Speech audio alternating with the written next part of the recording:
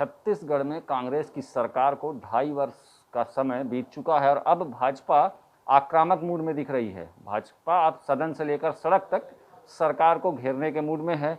इस तमाम तैयारी के लिए भाजपा किसान मोर्चा के सरगुजा संभाग के प्रभारी गौरी शंकर जी हैं, सरगुजा आए हुए हैं। सर, किस तरह का आगमन था, क्या तैयारियां हैं और अब प्रदेश में किस तरह की क्या योजना भाजपा बना रही है? देखिए, इस बात को सभी कहते हैं कि ऐसा कोई सगा नहीं जिसे कांग्रेस ने ठगा नहीं। तो कहीं ना कहीं प्रदेश में किसानों के साथ सबसे बड़ा धोखा हुआ है। कर्ज माफ़ी पूरा नहीं हुआ, ना उनको बोनस की राशि मिल रही है और खेती किसानी को बर्बाद करने का बड़ा षड्यंत्र यहाँ पर चल रहा है। रकबा काटा गया है, किसान 2500 रुपये अपने धान ना बेच पाए, खाद की कमी दिखाई जा रही है, प्रायोजित दिखाई जा रही है, जबकि हालात ऐसा नहीं है। केंद्र सरकार ने पूरी तरह से यहाँ के किसानों का जो हक है उस खाद दिया है। यहाँ के स्वास्थ्य मंत्री टी.एस. सिंहदेव जी ने जो पत्र लिखा था रविंद्र चौबे जी को, उसमें सारे मामले का पटाक्षेप हो चुका है। निजी विक्रेता व्यापारियों को 250 टन की आपूर्ति की जानी चाहिए थी, उनको 4600 टन की आपूर्ति की गई है। सहकारी समिति को 8700 टन की आपूर्ति की जानी चाहिए, 3600 किया गया है। तो सहकारी समिति जो कहीं ना कहीं किसानों का रीढ़ होता है, उसके खाद का कोटा कम करके निजी व्यापारियों को लाभ पहुंचाने का चेष्टा किया गया। किसानों को खुले बाजार में छोड़ दिया गया। किसान भटक रहे हैं, खाद नहीं मिल रहा है। सरकार के प्रवक्ता कहते हैं मोदी जी खाद नहीं दे रहे हैं और इस सवाल का जवाब नहीं देते हैं। यहाँ के जो मंत्री हैं, स्वास्थ्य मंत्री जी, उन्होंने जो पत्र लिखा है वो अपने आप में काफ़ी कुछ कह रहा है। व्यापारी दलालों के सरकार में साथ में सरकार गलबैया खेल के कहीं न किसानों को परेशान कर रही है, मुनाफाखोरी हो रहा है और किसान आज कहीं ना कहीं खून के आंसू रो रहा है। इस दुख की घड़ी में भारतीय जनता पार्टी पूरे किसानों के साथ में एक बड़ी लड़ाई लड़ने जा रही है। जिला स्तरीय हमने धरना दिया, सरकार को चेतावनी भी दिया था कि 2 दिन में सारे मामलों को कहीं ना कहीं सुधार लीजिए, लेकिन सरकार ने नहीं सुनी। सरकार व्यापारियों के हाथ में बिक चुकी है, इसलिए विधानसभा स्तरीय हम धरना देने जा रहे हैं। विधानसभा में स्थगन प्रस्ताव भी लाएंगे। विधानसभा के अंदर हमारी पार्टी के शीर्ष नेता सरकार को घेरेंगे और सड़क पे किसानों के साथ एक बड़ी लड़ाई हम लोग लड़ने जा रहे हैं। पूरे कार्यक्रम की कार्य योजना बन चुकी है, मंडलों तक सभी प्रभारी नियुक्त किए जा चुके हैं, जिलों के प्रभारी नियुक्त किए गए हैं।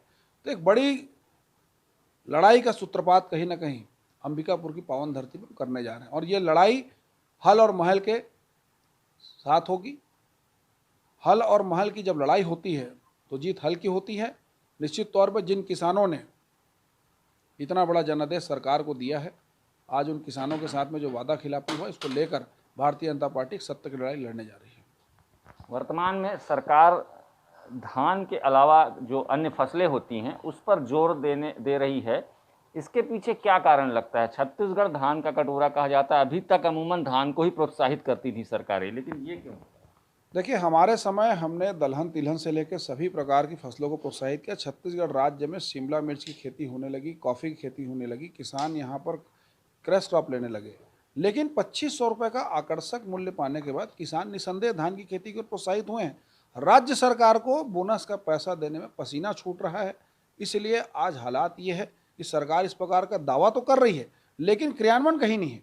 प्रदेश के कई सारे जो शक्कर कारखाने हैं, चाहे वो बालोद का हो, चाहे वो सूरजपुर का हो, बंद होने के कगार पे है। तो स्थिति किसानों की बिल्कुल भी वैसी नहीं है जैसी सरकार दिखा रही है। और जो दावा कर रही है कि फसल चक्र परिवर्तन किया जाए और दूसरी फसल लिया जाए, इसमें सरकार 2500 रुपये का समर्थन मूल्य देने से बचने के लिए कर रही है। अगर सरकार बाकी क्रॉप की बात करती है तो खरीदी के लिए चैनल मार्केटिंग बनाने की बात क्यों नहीं कर रही है? क्यों उनको बाजार उपलब्ध नहीं कराया जा रहा है? ऐसी बहुत सी चीज़ें हैं। मुख्य मुद्दा खेती किसानी को लेकर धान के सम्मान में, किसानों के साथ में एक स्वाभिमान की लड़ाई हम लोग लड़ने जा रहे हैं और निसंदेह इसमें जीत भारतीय जनता पार्टी और किसानों की होगी। बहुत बहुत धन्यवाद हमसे बातचीत करने के लिए। तो ये थे गौरी शंकर श्रीवास, जिन्होंने सीधा आरोप प्रदेश की सरकार पर लगाया है कि किसानों की हितैषी ये सरकार नहीं है। लगातार किसान विरोधी काम हो रहे हैं और किसानों के साथ भाजपा खड़ी है और भाजपा अब इस मामले को लेकर के सदन में भी सरकार को घेरने जा रही है और सड़क में भी एक बड़े आंदोलन की रूपरेखा बनाई जा चुकी है। देश दीपक गुप्ता, ईटीवी भारत, सरगुजा।